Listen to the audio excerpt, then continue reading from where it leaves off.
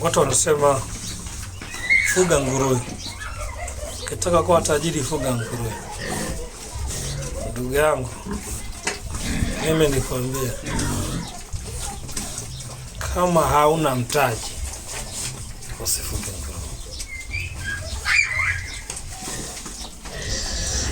Kutokana na kamtaji kako unalisha ziendi, muda unaenda, basi ziendi mtadei unapoteza. Na ukisema uandike gharama unazotumia, unaweza ukailisha. Kwa ndugu yangu, hiyo kauli tafsiri.